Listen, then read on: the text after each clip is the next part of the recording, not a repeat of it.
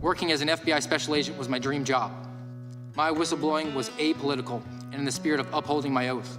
Nonetheless, the FBI cynically elected to close ranks and attack the messenger. The FBI will crush you. This government will crush you and your family if you try to expose the truth about things that they are doing that are wrong. We are all examples of that. Joining us now are Steve Friend and Garrett O'Boyle. Thanks for joining us, fellas. FBI whistleblowers Steve Friend and Garrett O'Boyle both join us now. Gentlemen, so glad to have you on the program. Thank you for your testimony. We need more folks like you, and I'm sure more people are going to be from your background are going to be giving you guys more intel as you're sharing that with the rest of us. We can kind of see that this is becoming normal for them to be held accountable, because I think especially an institution that we pay their salaries, they need to be held accountable. I think a lot of people do share our beliefs and convictions. I think they just aren't at the point that Steve and I and others have gotten to. They're too afraid. Thank you so much for being a guest here on PBD Podcast. Thanks for having us. How big is that bloody flag that Steve's got? It's a stone wall of his house. Lots of love, guys. Thanks very much for joining us. Steve Friend, Garrett O'Boyle, thank you for being with us this morning. More importantly, thank you for speaking out. We appreciate it.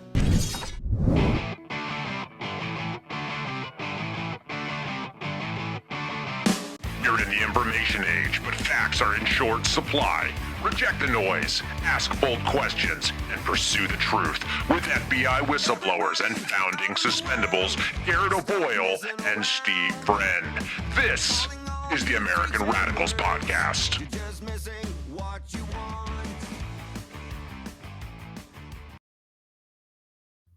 It is the American Radicals Podcast on a Tuesday, 10:30 Eastern Time. We're excited to be streaming to you on Rumble, rumble.com/amradpod. We had to pull the trigger because our benefactor, the great Kyle Seraphin show, his feed shut down. But don't worry, we're like the British Empire. The sun never sets on the Suspendables Nation. So we're going to keep it rolling here, guys. And we appreciate you joining us today. If you haven't already, make sure that you smash the thumbs up and follow our channel. Subscribe if your heart compels you to do that. But definitely subscribe and give us a 5-star rating on the audio format of the podcast, which drops every Tuesday, Thursday, and Saturday. Today, we're talking about lame ducks.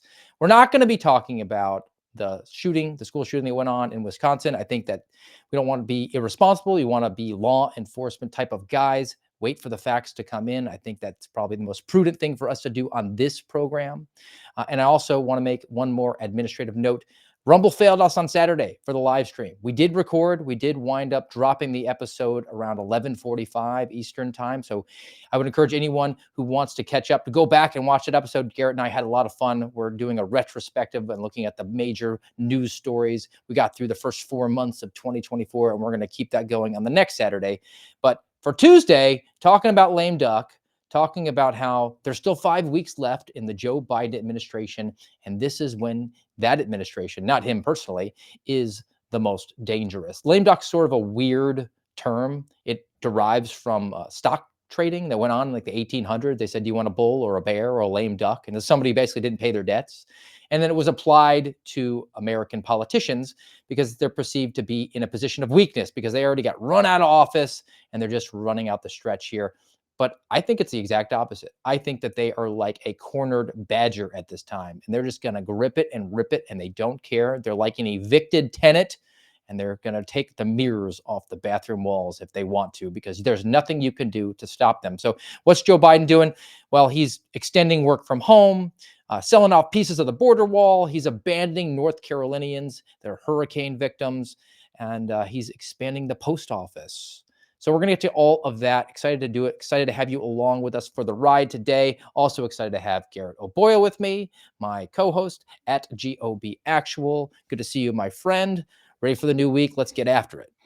I'm ready. And now I'm just thinking about Great Expectations and Megwitch, the master benefactor to Pip, because Kyle Seraphin is the Megwitch of the Suspendables. For those of you who paid attention in sophomore year of English lit or whatever.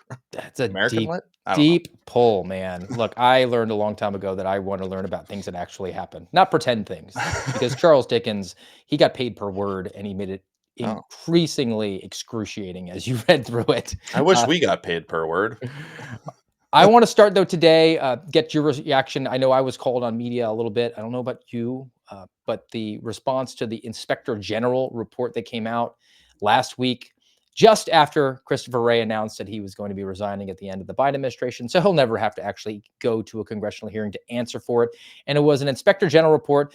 Newsflash, the government investigated the government and determined that the government probably didn't do anything wrong, but both sides seized on particular aspects of it. It pertained to the FBI and its use of informants and undercover employees.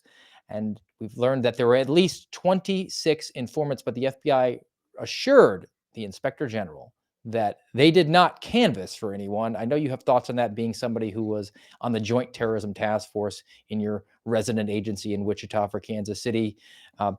What's your reaction to that report? So my recollection is a little hazy. I thought we did receive a canvas. I know Kyle has said that we did. And I do know that we got a canvas after asking if anyone was there, because of course after January 6th they were scrambling to open their biggest case in US history, which that's a whole nother topic. But my recollection tells me that we were canvassed for it, but they're saying we weren't. So I don't know. Don't take my word for it, but I wouldn't say take their word for it either, because they can't be trusted. So 26 informants seems kind of low, but we've known there were at least a number of informants there, and that's just FBI. There was probably all sorts of other informants from ATF and DEA and DHS and maybe even Washington D.C. Metro Police and Baltimore, and who knows? Who knows? Homeland Security. Right. So it's It's actually not part of the DOJ. There would be a different Inspector General who would have to investigate them and their use of informants. And I've tried to hone in on the undercover and the way that they're being really lawyerly with the way that they've responded to questionings. And it highlights to me the necessity, if you're actually trying to get to the bottom line and trying to get answers, which I don't think the Inspector General is a good actor in this. I don't think they're really interested in doing that. They just want to run cover and draw things out as long as they possibly can so that people forget. But if they were in effect trying to get to the answers, they would have somebody like a Garrett O'Boyle sitting at their side. And when they asked a question like, did you have any undercover employees? And the FBI said, well, no. Then Garrett could say, they're interpreting that question to mean official UCE right. undercover employees, and not as you're meaning it. Like, did you have people who are agents who work for your organization in plain clothes who were pretending to be protesters? Or they're gonna just say we can't divulge that information because of sources and methods, and then the IG is gonna put in their report, the FBI didn't confirm that there were any undercover employees. Well, they didn't disconfirm it either. And I don't know exactly what the language was like in the IG report, but I also was thinking about this in a government that was truly functioning properly, in a government where the people truly meant their oath to the Constitution, where they truly took the mission seriously, you wouldn't even need an IG, because the agencies themselves would just release the pertinent information. They'd say, hey, we know this is important.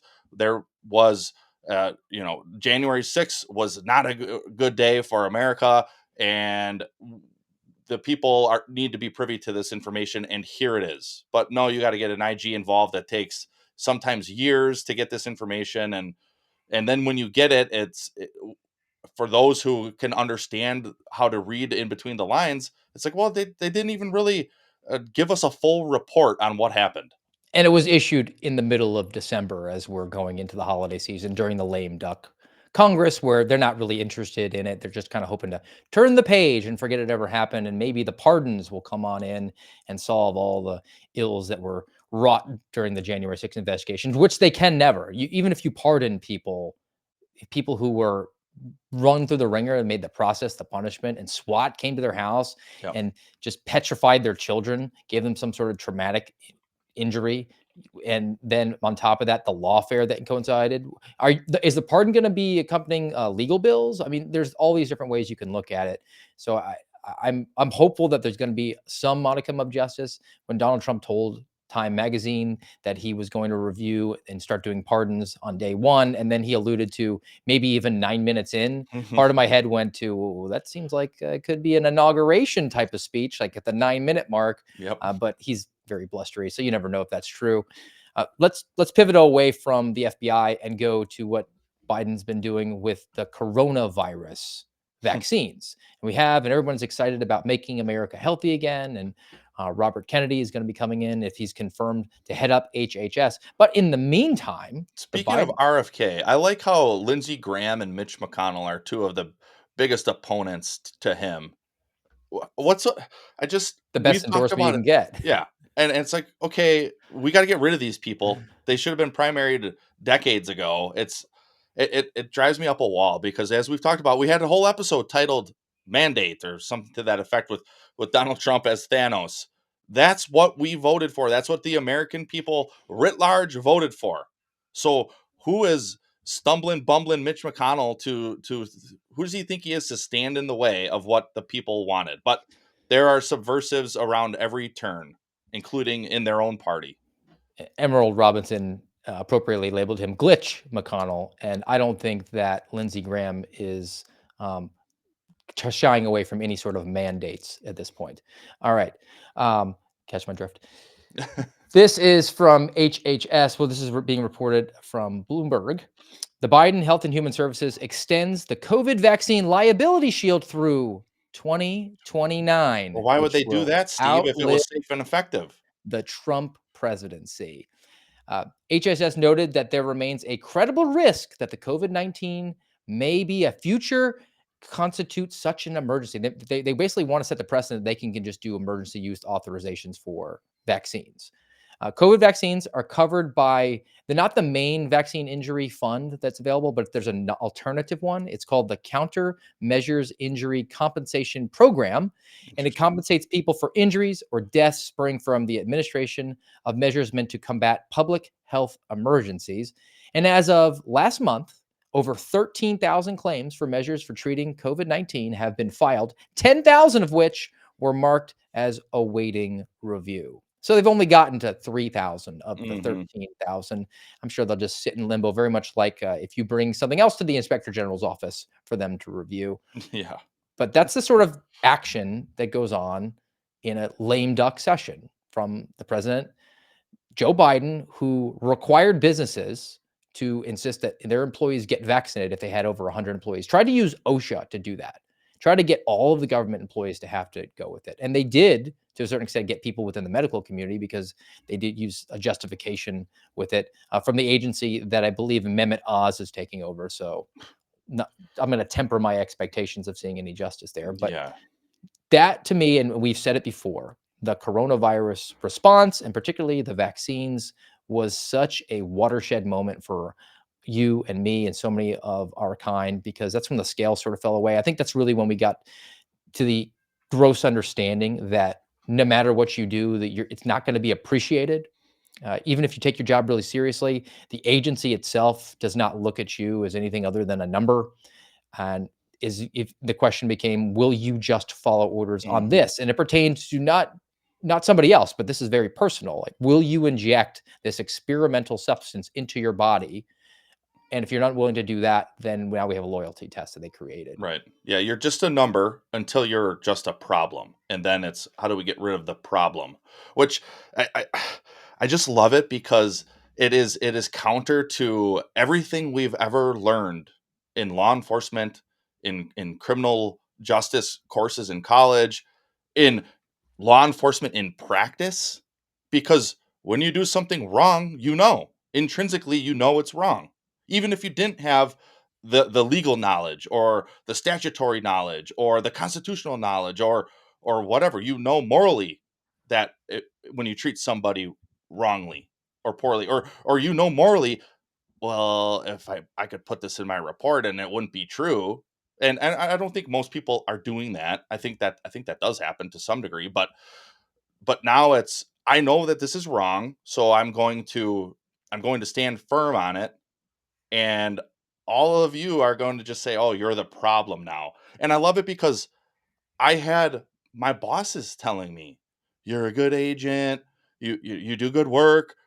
Why are you so focused on this?" Well, because it's wrong. And they even would say to my face, "I don't think a vaccine mandate is right, but it's what we're being told to do right now." So we do just follow orders, is what you're telling me. That's not how it's supposed to be. I love it. I think I mentioned it on one of the recent episodes.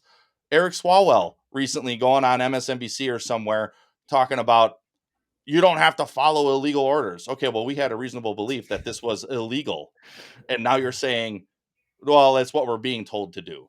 No, that's not how it's supposed to go.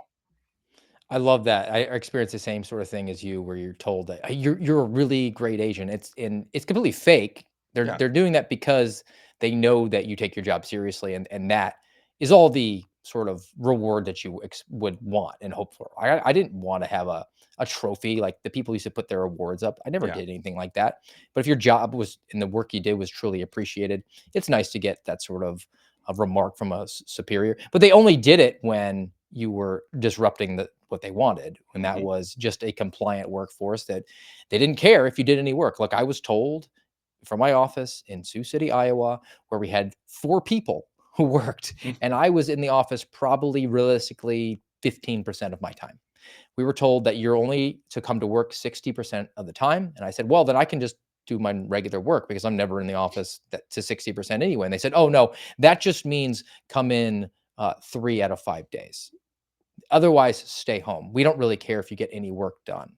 That Yeah. was put to me, and actually it was put to me when I was in a relief supervisor position where I was supposed to be overseeing multiple offices, one in Sioux City, Iowa, one in Des Moines, Iowa, and I was told, tell the workers essentially that we don't care if they get anything done. That's your government here, and Mhm. I didn't sign up for that, Nope. but I guess you and I are in the minority of that one. But I think that that's a nice pivot point for the next one, because the people who are mostly signing up for government work and in this lame duck session where Joe Biden is trying to reward his friends and punish his enemies in any way that he possibly can. And I don't think it's him. I think it's his minders who are doing it. But I was told to stay home. And there are people in the government who still work from home to a large extent. And thanks to Joe Biden, we're going to be extending that through the Trump presidency again. This is again from Bloomberg. The Biden administration locks in work from home policies for some federal staffers ahead of Trump's 5-day office push. The American Federation of Government Employees, it's a union. They represent about 42,000 Social Security Administration workers. They reached an agreement with the agency last week that will protect telework until 2029. Isn't that fantastic? So you're not going to be able to collect any of your Social Security if you're you or me, Garrett. Yep. And on top of that, we're paying the employees who are going to work for a defunct organization to just work from home, and that which means they can just hang out in their pajamas all day. I love how this again now. It's we're about 20 minutes into today's episode, and 2 stories mention the year 2029. And I I don't know, man. Again, I just think of what the people voted for. And I get it. You have to have a peaceful transition of power, and We we need to do. rethink this transition time, Right, man. right. We really do. There needs to be a limit on what can get done in the interim, right? Agreed. We shouldn't be passing budgets in the lame No, duck no, session. not at all, not at all. I'm even fine with not even passing a CR, because you don't get to say it yet. You have now you have to wait. And it would be different if the Democrats won. Then fine, your status quo continues, and keep doing whatever it is you're doing. But here you have them just cramming in as much as they can and then extending it as far as they can to try to avoid or thwart what the people actually voted for. And now it's happening on multiple fronts. It's just I don't know. It makes me as hopeful as I have been lately, because I certainly have been more hopeful of late. When you hear stories like this, when you see how government is functioning, when you see the subversives in government still flamboyantly acting the way they do, and acting like there will be no consequence, and that the uniparty is here to stay, and we're going to thwart it no matter what, then that hope kind of fades. And I don't know, maybe to some degree there's enough people who push, because you'll see it. And like on X, for instance, with the Joni Ernst dust up, there are people who still are saying no, she's getting primaried because she showed her true colors for the last time, and we don't care that she flip-flopped back and said no, she's going to confirm Trump's picks. Too late. Too late. And that's how it should be. It's too late for all of you. And but I'm with you. I don't know how you would fix this. I think a lot of things would have to change. Maybe that's one of the things you give to Doge. I don't know, and say, how do you at the end of a term, so say the Democrats win in 2028. how do you fix it so the Trump administration doesn't do something similar? Because that's not how we should be operating as a nation, where, okay, we're just gonna make it as miserable and as difficult as possible for the next administration that comes in here. That's anti-American. It's not petty either. It's not juvenile. Like the example I always think about was on their way out the door, the Clintons staff, they took all the W's off the Yeah. keyboards. Right? Yep. That's a dick move, Right. right? It actually is expensive. They have to buy keyboards now for every single computer, which I don't know in the time in the late 90s or early, I guess it was 2001 January that was huge investment, but like that's wasteful. That's waste. Yeah. And you did it on purpose. Mm-hmm. But I'm talking about things like allowing government workers to just essentially collect a welfare check because they don't have to do anything and they can just stay home all the time. And we're going to continue to put the American people at risk so we can benefit our donors from the big pharma, or we're going to open the prisons, right? That seems like kind of a communist thing to do. Isn't that what they all do? They just Yeah. open up the prisons as soon as they get into power or they aspire to power. So let's react to this pardons, because I do have one example that I do think is worth getting to, but 1,500 sentences were commuted in a single day. Did he sign all of them? Like that would be kind of hard for him, I think. I mean, it'd be hard for anyone. Maybe they have the auto pen doing it. Yeah. It's the largest single day act of clemency in modern history. Now, I can't help but notice the woke points that they had to score with this one. So this comes from the AP. It's talking about it, and they asked for some of the data on the people who had received the pardons. So about half are men and half are women. Women are 7% of federal prisoners. That's very disproportionate. Did you let out all the women who are in federal prison? 750 of them? Really? But the most we had to make it equal. Gosh. So the most egregious one is this judge who was the kids for cash judge. This did catch some attention, and I was able to dig into it because there was a documentary about him. The New York Post was reporting on it. And this guy's name is Mark Ciavarella. He was a judge. This is in Pennsylvania. All right. He was elected. That's how they do. There was a 10-year term that he got, and he got basically elected on a platform of getting tough on teen crime. And he actually wound up getting reelected. So he got selected in 95, reelected in 2005. So he was sending children to jail. No, he was getting a kickback essentially for doing that because it was going to a private prison. He was getting a finder's fee. All right. The total costs, he was paid the finder's fee of 10% of construction costs for this brand new private facility.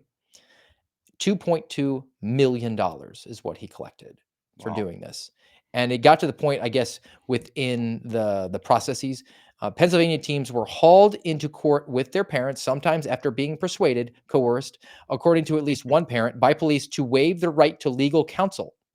They are brought before Judge Ciavarella, and without warning or a chance to offer a defense, found themselves pronounced guilty, shackled, and sentenced to months in detention in a cockroach-infested jail. He sentenced 3,000 kids.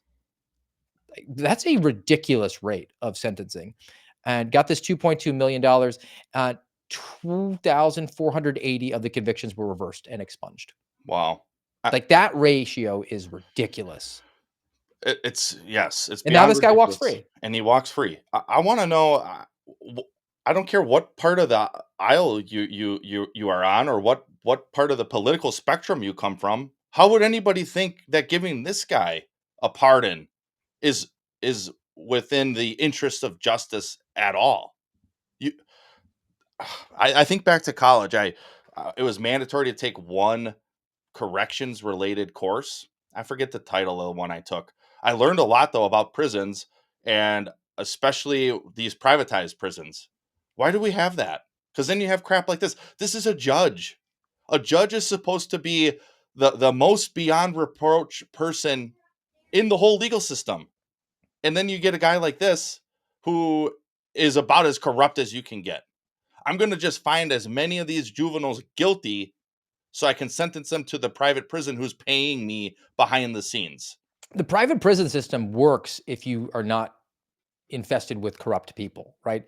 Because there's they say profit incentive there. I realize they get paid based on prisoners, but they don't gin up the crimes themselves. They're just Yeah, taking the on crimes, the yeah, bodies, right. and you would think because there's a profit incentive there, they would want to have the best accommodations. They would want to be the most efficient. They would have the best trained people to do that, rather than have the government employees who are the work from home types that just are resentful to going there. I think that that's the way that it's built, but it only works if it works. It works if the people along the entire chain of the criminal justice system are duty bound and actually following along with their oath and their directive to be process oriented, not outcome oriented. And when you have a kickback, you're definitely outcome oriented, as it was the case with this judge, who did some time in federal prison, but is now going to walk free. And even in that piece there, they talk about one of the kids winds up killing himself, shoots himself in the heart. Jeez. It's irreversible at this Yep. point. Yeah. And now, for whatever reason, he received this pardon. I don't know who he knows, who knows somebody who knows somebody, and they just put the paper in front of the auto pen because there's no way Joe Biden's signing it, and then he gets to walk out. And he was also actually, according to this piece from New York Post, he had been sent home during coronavirus because there was a health risk that went on. So he basically had been staying at home for all this time.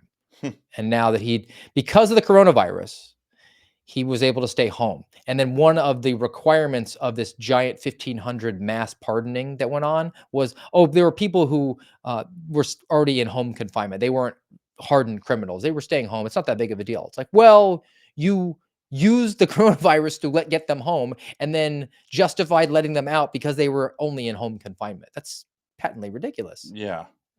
Dude, I don't know why I continue to be surprised by corruption like this. The well has no bottom. But every time I'm stunned. And I'm like, how could this be? How could this happen? How could this occur in a courtroom in America of all places?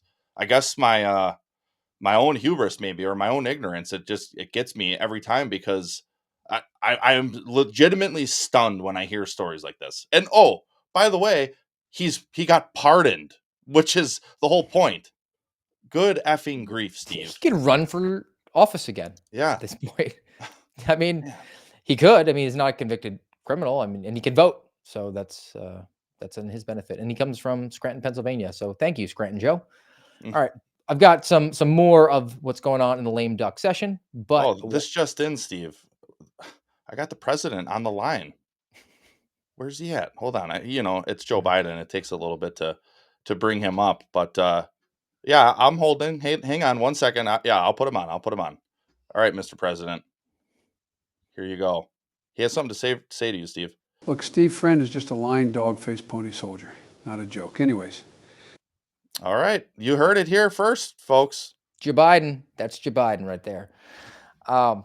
Let's pause. Let's thank today's sponsor. We're in the closing days of 2024. We're still trying to get healthy, and we'll be getting healthy next year as well. Garrett did a 40-day fast. I just took a whole bunch of supplements, and look at me. I'm looking nice and tan here in Florida because I went to the True Earth Pharmacy. TrueEarth.co. TrueEarth.co. You can go there, and they have a various assortment of supplements there that range from the lion's mane to the turmeric trio. They even have some of the CBD stuff, which is great if that's good for you. And then they also have the fertilizers, which I was talking to Claude. I've been talking to him a little bit more lately because he is very excited.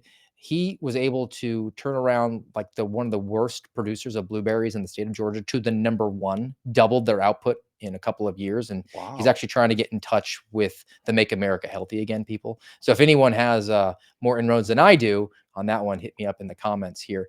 So you can go to trueearth.co for your physical body needs or even just your planting needs here, and use our promo code AMRAD24, AMRAD24, AMRAD24, and that gets you 10% off store-wide on everything.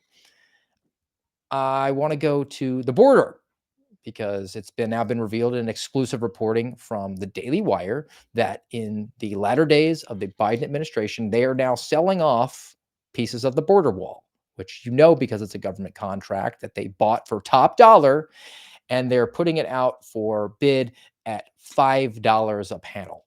Wow. That's what it is. So Daily Wire is reporting on this one. And there's been video footage of it. Biden is racing to sell off the border wall before Trump takes office. The videos were obtained, and they come from the U.S. Customs and Border Patrol agent. He showed unused sections of the wall being hauled away on the back of flatbed trucks from a section of the border just south of Tucson. So Customs and Border Protection Agency referred the Daily Wire to the U.S. Corps of Army Engineers, saying that they had jurisdiction. And from there, the Daily Wire was referred over to the Defense Logistics Agency, where an official said the standing policy is to refer all media to the Office of the Secretary of Defense. And the DOD didn't have anything to say. Don't you on just this. love government? Just keep Perfect. passing the buck. Just keep. Perfect. And also, I will say $5 a panel. I mean, and I threw this out. I like to think that I spoke it into existence. I said, why doesn't Texas just buy everything and then give it right back, get like reimbursed the $5? And it looks like that's actually happening. Really? Texas That's said awesome. we're going to buy a whole bunch of it. You know, Steve Friend, you should not be the director of the FBI. You need a higher position. I need to be president of Texas. Yes. Do you want to be president of Canada, our newest state, soon to be? Justin Trudeau might be stepping down. It was recently revealed here. I love how Justin Trudeau said that America had its second opportunity for progress and yet again did not vote for a female to be president. Meanwhile, he said that as a man, as the prime minister of Canada. As a white man, no less. But I'm waiting on you, Prime Minister Castro. Yeah. This border wall issue, though, again, well, I guess it's the whole point of today's episode. The lame duck episode is this type of it's just evil acting, and it's counter to what the majority of Americans want. And this time we get to say that it's not just the majority of electoral college votes that get to say that. It's all of them. It's the popular vote. It's the electoral college. Americans voted for a mandate. It seems like we can't say that enough. And now you have the people who are currently holding on to the ring of power saying, not yet. We're not going to give it up yet. It's my precious. And we're going to sell it for $5 a panel, and screw you, America. That's really what this is. That's your government flipping the bird at you, saying, we don't care what you want. We don't care what you voted for. Oh, and when you try to figure it out, we're just going to pass the buck. And then eventually, when you get the phone call to the place where it's supposed to have gone, they're not going to tell you anything anyways. Especially when you consider the fact, and you and I have had conversations with J.J. Carroll on this, and he's an authority on this. He's worked on the border for a long time, spent an entire career there. It is his sincere belief that it's somewhere between 30 and 50 million illegal aliens have come across the border in the last 4 years. So, subject matter expert on that one. And now where you're going to actually put a physical obstruction up, where that is part of the mandate. That's one of the big planks of the Donald Trump campaign. That's one of the things he ran on and he won on. And the incumbent administration, which includes who was his rival in the last election, is doing everything they can in the closing days to just be spiteful of Donald Trump. No, they're actually being spiteful of the American people. They are willfully taking actions that will result in the deaths of more Laken Rileys. Yep. That's preferable to them. Yes, because they don't care about what the people want. They don't care about what is truly right. I mean, think of Laken Riley, and I know we touched on it a little more in depth recently, but think of her story, her case. That's going to just be multiplied, and meanwhile, your government is saying that's right, and accept it and take it because we know better. We don't care what you voted for. We don't care what you want. We're going to subvert it at every turn, and you're going to deal with it, and you're going to live with it. Think of the number, 30 to 50 million. I don't care if you got Tom Homan in charge, which I think he's a great pick, by the way. Let me be clear about that. But how are you going to round up? And this is why I say I'm basically an absolutist on it, is you came here and broke our laws, so you don't get to stay. I'm not for amnesty of any sort. Pack your crap and off you go. You're going back. You can't get 50 million. You can't get 30 million out in 30 to 50 million. So a nice number in the middle of that. The average would be 40 million, right? The population of California is 39 million. Yeah. I mean, we just brought in another California, And if you review the likely voting patterns, yes, we did. It's actually probably further to the left of California because California has the most Republicans of any state in the union just by virtue of its population. So that's the expectation is you brought in 40 million and all 40 million of them are going to vote communist. Mm-hmm. You're just going to overwhelm the system, throw your hands up and say, we can't get rid of them. So we might as well legalize them so we can just stop being a dog chasing its tail here. It's just a waste of time. And we're going to break up families and we don't want to do all that. We don't want to have the bad imagery associated with it. I'm hopeful that your Tom Homans, I'm hopeful that the strategy behind Kristi Noem, who I'm not a big fan of, but the strategy behind putting her in charge of the Department of Homeland Security is that she can string a sentence together. She's very pretty, and having her say we're going to deport people will be better received than Tom Homan doing it. Just optics. Just be realistic about it. And that's one of the things Donald Trump knows a lot about is optics. He's been a showman. Does. Yeah. Maybe that's the thinking there. I don't know. And we can't forget about the Laken Rileys, and we can't forget about North Carolina. Right. Hurricane Helene victims are still camping in tents. And you want to talk about how your government hates you and wants to abandon you. And this I saw came from FEMA. They're closing down 4 disaster recovery centers in North Carolina. Homeowners and renters in 39 North Carolina counties and tribal members in the eastern band of Cherokee Indians can visit any open center. They're saying, hey, look, we've closed down these 4, but you can go to other centers if you need to. It is not necessary, though, to go to a center. You can apply for FEMA assistance, and the fastest way is to apply online, even though you don't have cell reception or electricity or access to a bank, or we can give you any sort of relief because the roads are all closed down and all the places you would go to buy supplies are washed away. This is how much your government hates you. And in this lame duck session, they are abandoning North Carolina, where they were trying to, the argument was made, punish them because the projection was that, well, they're going to vote for a Republican. There was all these theories that, are they actually trying to impact the vote? Well, the vote went through anyway. People voted in North Carolina. They voted for a Democrat governor over, I don't know, a questionable candidate who had his own issues from the Republicans, but they voted for the Republican for president. And now, as a result, they're being abandoned. I give no other explanation for that. No, it's your government hating you. And for me, and maybe I'm wrong, correct me if I am, but what we do for Ukraine drives this point home the most for me. This was just published the other day on the 12th, 5 days ago. U.S. security cooperation with Ukraine. And down here in the last paragraph, it says, to date, we have provided approximately $61.4 billion in military assistance to Ukraine.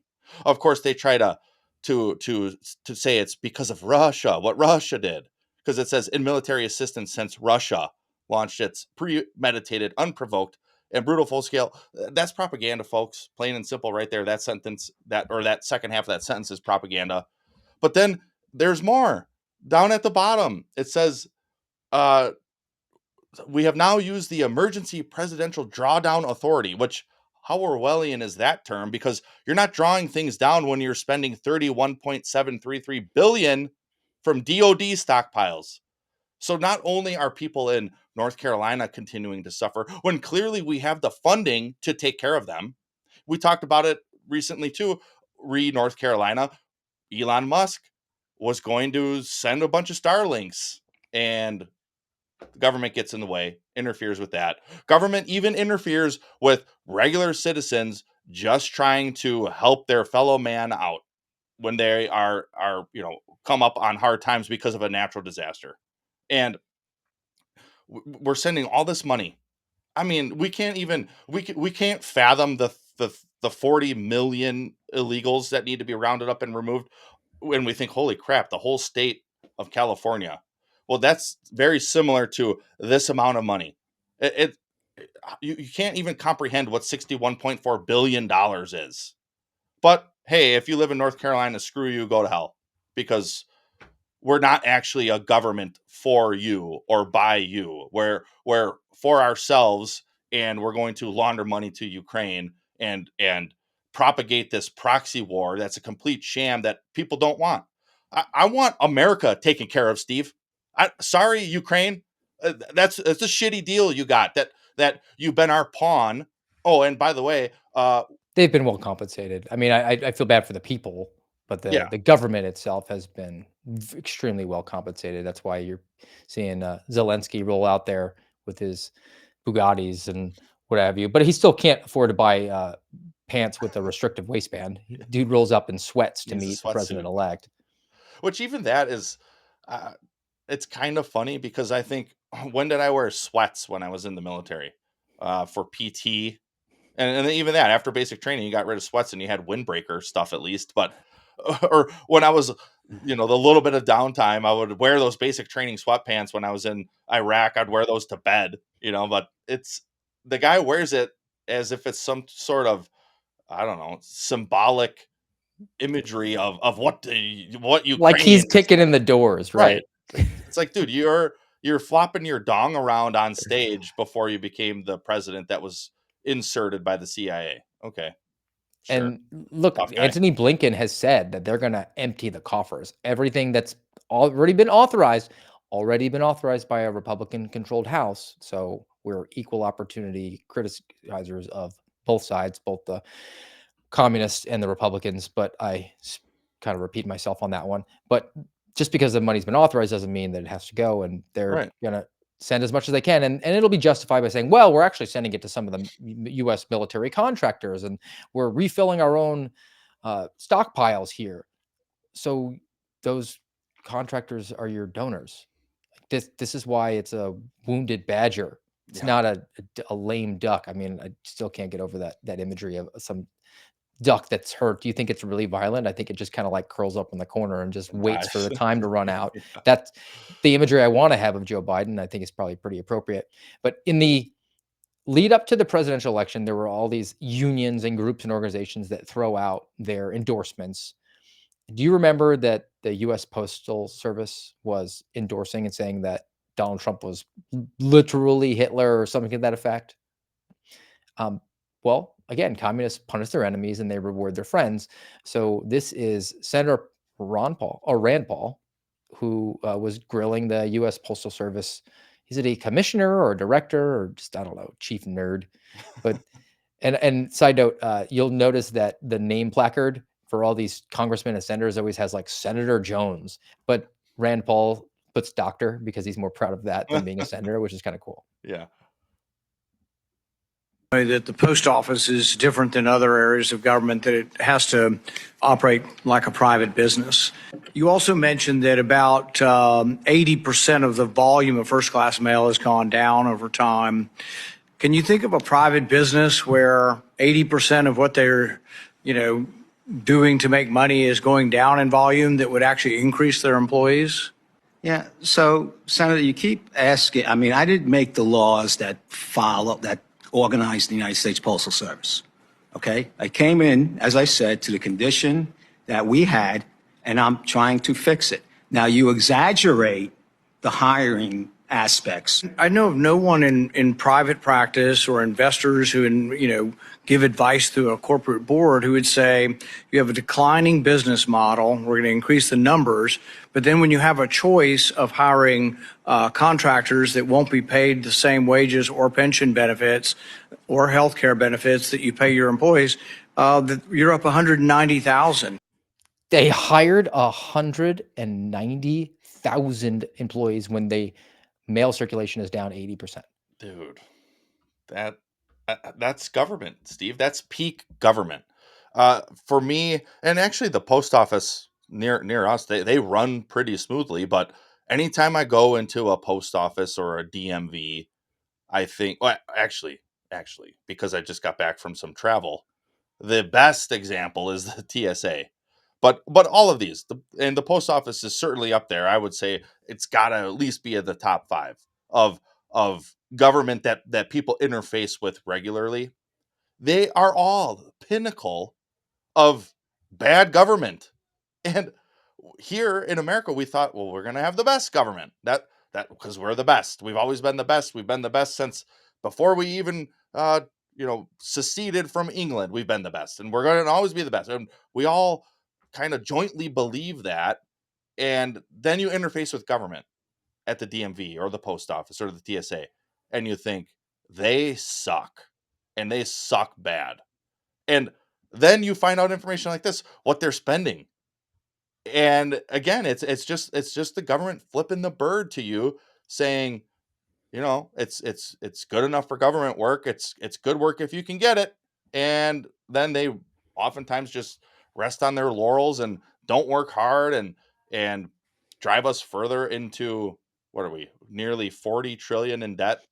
We're picking up $1 trillion about every 100 days. I mean, That's think the of current that. trajectory. And you just jogged my memory. I've had this in reserve and I keep forgetting to throw it up. So why not? Let's just do it now. When I flew home from Phoenix, I went through TSA, which everyone has their horror stories and we've shared. But I did catch this sign, which I wanted to share, which was prominently displayed as you got through security. And it's talking about DEIA, which is diversity, equity, inclusion, and accessibility, I believe. They're going to rejigger it and make it IDEA when they'll rebrand it when the whack-a-mole comes up. But that's your TSA right there. They're really uber focused on, I don't know, the color of the person who's grabbing your crotch. All right. So I want to sort of get away from the lame duck. I was sent this by a friend of mine, friend of the Suspendables, Cheryl Atkinson. She has a Substack herself called Cheryl's Substack. And she went back and looked at one of her first reports that she did more than 20 years ago. Ooh. And it was about the FBI and almost like the playbook that was going on there, but its own unique twist on it.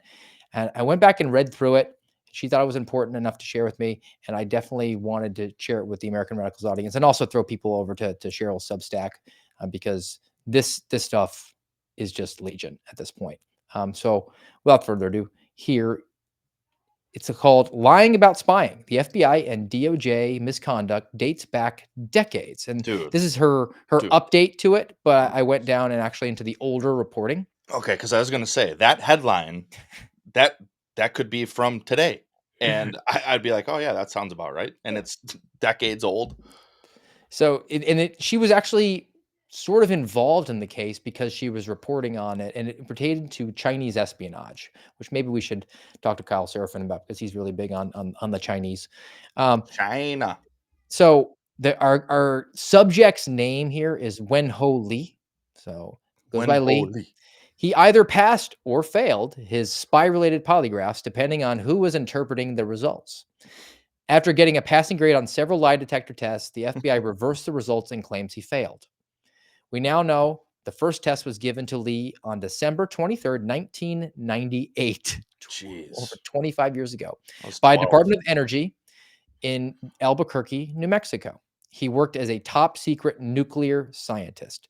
Because Lee, he was a Taiwanese American, had recently been to Taiwan, had visited China in the past, and purportedly had access to America's top nuclear secrets, the FBI focused on him as the prime suspect in an emerging case of alleged Chinese espionage.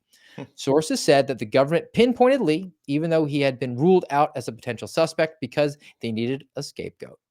FBI agents were standing by during his polygraph that the DOE, the Department of Energy, administered, and they were ready to interrogate him if his polygraph answers showed deception. The polygrapher concluded that Lee was not deceptive. Oh. Two other polygraphers in DOE's Albuquerque test center, including the manager, reviewed the charts and concurred he wasn't lying. Albuquerque FBI office sent a memo to headquarters in Washington saying it appeared that he was not their spy. So the end, right? You would think.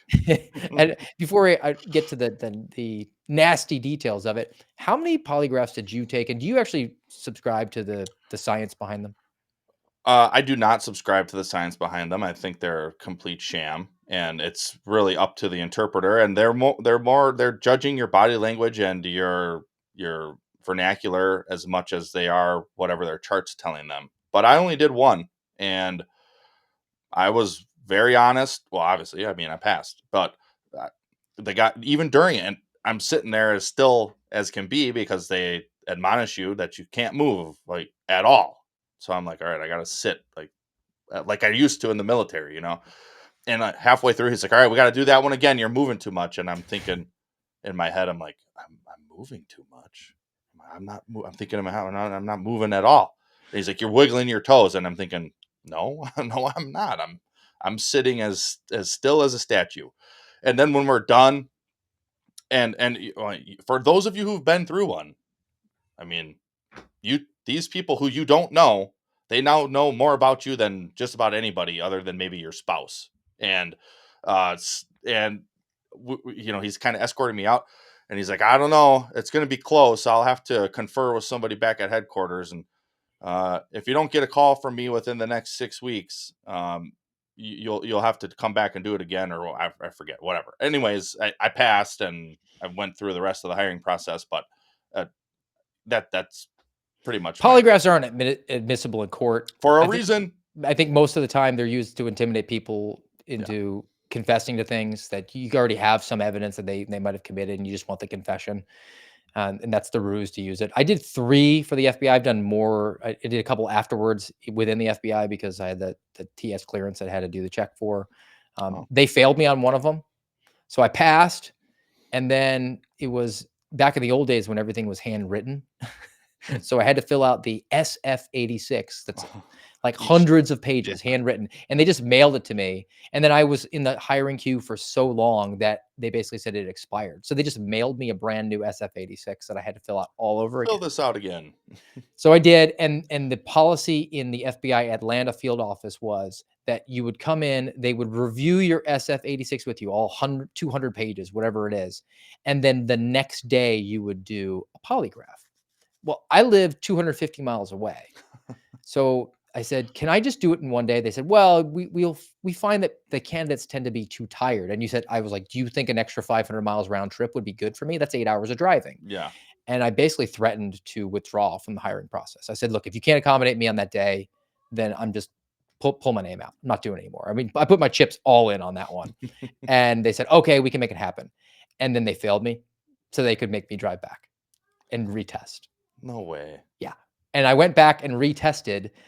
So the first polygrapher that I had, he was fine. He was good. The guy who failed me was a jerk. And it was very clear he was very adversarial. He told me afterwards that I should not tell my wife that I'd failed, that I didn't want to have to worry her. And I said, well, you asked me about having candor with my spouse. And I answered that I do. So I would very clearly have to share that with her. and then they brought me back to test, and I fortunately got the first guy again. And he said to me, why are you back here? And I explained, well, it expired and that other guy failed me. He said, well, he's a jerk. Don't worry about it. I'll get you through here. Is there anything else stressing you out today other than the fact that your entire career prospects with the FBI hinge on this? And I said, yes, my wife's due to have our child today. Can you get me out of here? And he got me out of here in like 20 minutes. Wow. It's pseudoscience. So, but back to our reporting from Cheryl Atkinson on this one, and just, you don't hate your government enough, particularly your FBI enough. True that. So this comes from Cheryl's Substack. Lying about spying, the FBI and DOJ misconduct dates back decades. So we think Mr. Lee is all good, right? But the FBI sold headquarters. He's good. But when headquarters in Washington obtained the DOE polygraph results, they offered a completely different interpretation, and they said that he failed. The FBI repeated the polygraph again, and they claimed that he had failed. So now we flash forward like 5 months into March of '99. The FBI decided to interrogate him. The lead FBI agent verbalized that she thought that he was not their man. He wasn't the spy. They think he's an innocent guy. It happened to be the day that Cheryl broke the story of a congressional report on alleged Chinese espionage in the labs that this guy worked at. So a few days later, after the New York Times article following up on her reporting, the FBI ordered a second interrogation of Lee, and this time be confrontational. Yeah. Sources say the FBI was eager to try to find someone to pin the spying on. One special agent doing the questioning falsely told Lee no fewer than 30 times that he had failed his polygraphs, and that they demanded to know why he failed. During the time period, the DOE officials began leaking to the media that Lee had failed, and they basically tried to discredit him in the media to make it look like, well, we got our guy. Yep. He was the one. And he was never charged with espionage, though. Of course not. But I'm sure they tarnished his life. They did what they did to whistleblowers. They said he had computer security violations. Oh, So he sure. probably put the wrong jump drive in like me. Mhm. This is where because a lot of people today will say, "Oh, the FBI just needs to go back to how it used to be." No, What decade? yeah, because we've got examples. We've drummed them up during these last 27 plus months of our suspendable history, and it's every decade there's examples like this where it's enough for the agency to be disappeared because of how egregious they behave. This goes against, again, everything you've ever been taught in a constitutional law class, including the one in Quantico at the FBI Academy. No one's going to instruct you to essentially lie. That's what's going on here. You have this guy who's passing the quote unquote lie detector test, and then you have the government who are actually the ones lying. But hey, we're the government and we're here to help. This is a great example of show me the man. We know there's a leak coming from here. Well, he's the Chinese guy. It's Chinese espionage. It's got to be him. And again, that's one of those things in law enforcement. You're taught to not lean into your bias. For whatever reason, that was their bias led them to this guy, and they were stuck on it. And that is a critical error when it comes to law enforcement. But it happens all the time. It happens in the FBI probably more than most places. No, you don't have your guy. And what you did is you screwed a guy's life who actually didn't do anything wrong just because you had to make your case. That's not how it's supposed to go. Not outcome driven, process driven. That's what we keep harping on. Garrett, I have a fun palate cleanse today, but I want to get your final thoughts, and then we'll send people off with a nice jingle. Yeah, we're big shock, Steve. We're back in Proverbs, and I thought of this when we were doing this story about the judge who got pardoned, and I don't know, that just really stunned me. That not only is the guy getting pardoned, but his behavior, which led him to prison in the first place. And Proverbs 17, 23. The wicked accepts a bribe in secret to pervert the ways of justice. And, just now on the heels of Cheryl's story, too, it's the same thing. And I'm not saying those agents were accepting a bribe, but they certainly perverted the ways of justice. Their bribe was making their case. Their bribe was pleasing their superior. And I guess another thing on that case, the DOE was leaking to the media. Did any of them get their clearances suspended? Because, again, my personal example, an allegation that I leaked to the media that they knew wasn't true was enough to suspend my clearance. But here you got government officials leaking. I don't know. I love it, though. The wicked, one more time, the wicked accepts a bribe in secret to pervert the ways of justice. If that isn't one of the quintessential examples of your government coming from Scripture, I don't know what is. And you and I have talked in the past about struggling when it comes time to do the Pledge of Allegiance and the national anthem. And we're not doing the Colin Kaepernick because I think that's disrespectful, just standing and maybe having a personal moment of reflection.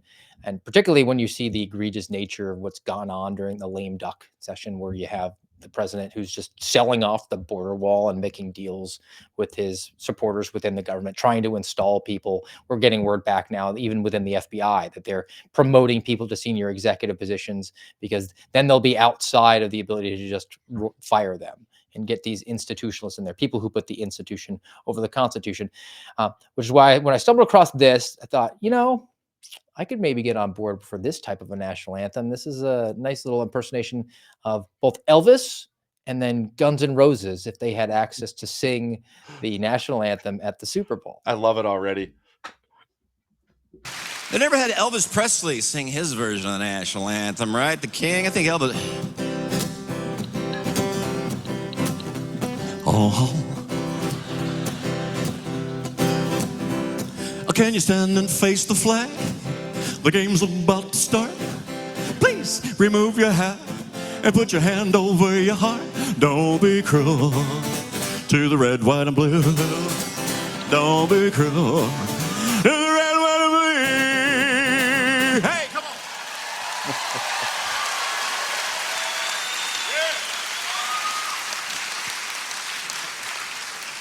Yeah. Very dry. How about Guns N' Roses? Guns N' Roses. Let's go there.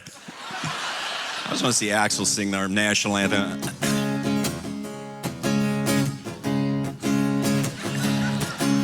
Oh, we got a flag that it seems to be. Reminds me we live in the land of the free. Oh, say, can you see by the dawn's early light? Now and then when I see it wave, it takes me away to the home of the brave. It stands for liberty and freedom, so let it fly. Whoa, sweet stars and stripes. Ow, ow, ow, ow, sweet stars and stripes. I love it. How about that, man? He's got some skills. Especially the Guns N' Roses version. I'm in for it. All right. That's going to do it for us today on the Tuesday edition of the American Radicals podcast. If you haven't already, make sure that you do smash the thumbs up, follow the channel, and have a great day today. We'll be back with you Thursday, 10:30 on the Eastern Seaboard. Until then, guys, have a fantastic day.